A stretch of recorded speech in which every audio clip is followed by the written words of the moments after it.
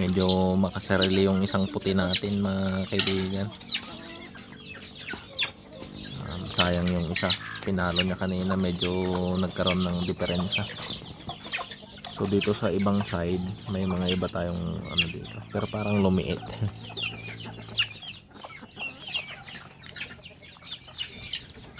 Parang lumiit yung number.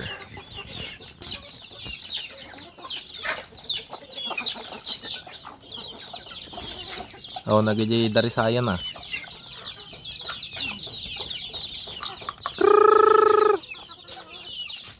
Oh, nagiji darisayan nga dakal. Aji lalaki nga darisayan nga kwa. Nga kabsat dagiti mo na. Ay data.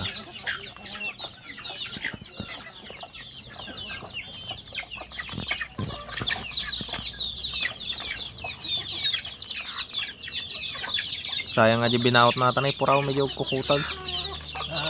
Sayang di binaot natan ay inang da. Dati medyo koin.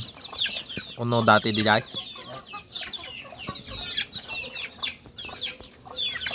Meron na ihalo dalawa dito na no. Bard yan no, mga bard. Hindi ko alam kung nangingitlog na to. Mga paitloging manok. Pang egg production.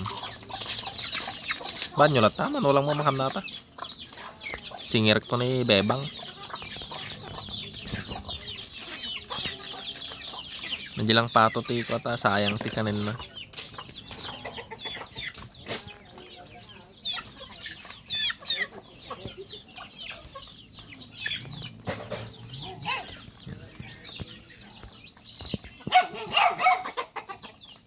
Medyo maliit yung ating ano, babies, yung ating stag na to.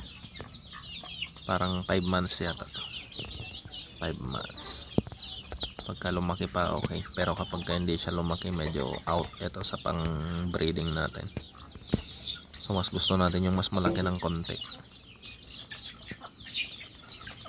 Itong puti na ito, meron siyang 5 anak na puti din.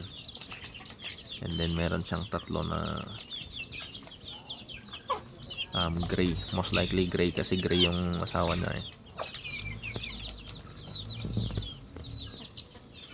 So itong dalawang ito naman, ito yung mga anak ng old time lemons namin, pero na-cross ito sa mga ano, sa reds. Isang sweater looking na red. Pero ang magkamukha sila sa kulay, pero yung kulay ng paa hindi sila magkamukha.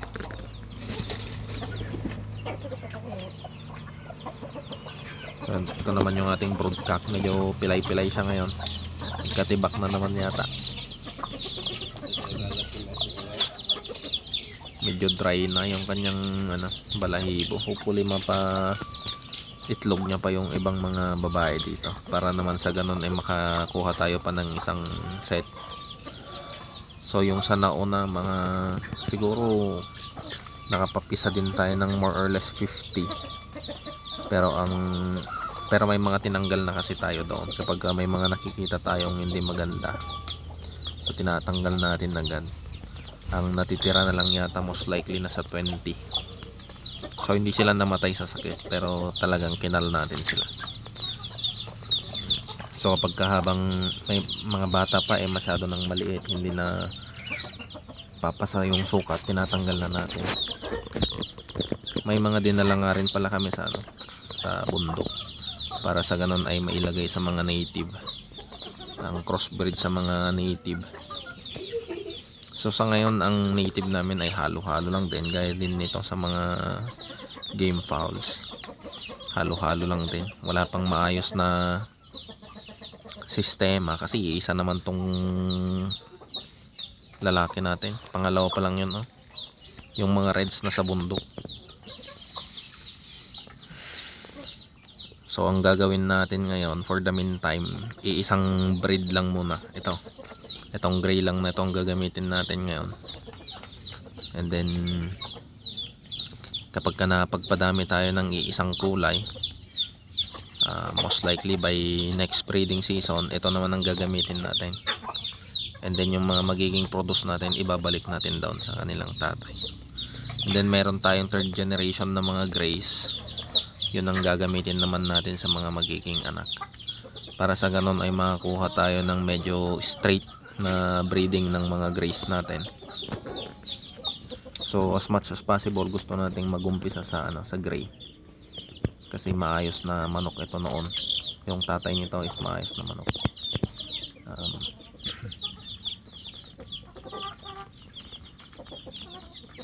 Medyo mahal kasi ang mga pang startup na mga capital sa manok.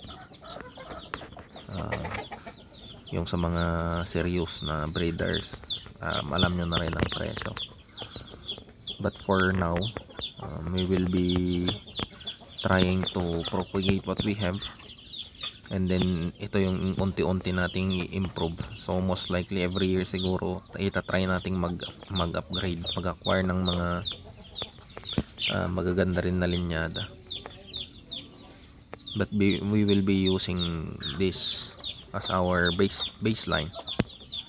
So madali rin naman siguro nating mapapadami ito kasi dominant naman ang kulay na gray. So sa ngayon meron tayo ditong mga hindi ko sure kung ilan yung natira pa, pero may mga mangilan-ngilan dito na grays.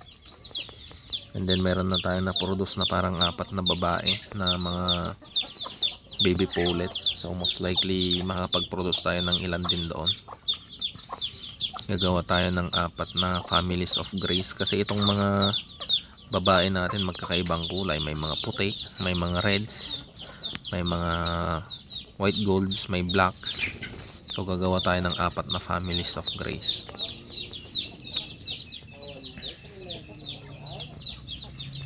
Ayan, so yun lang muna sa ngayon mga kapatid, and have a blessed day.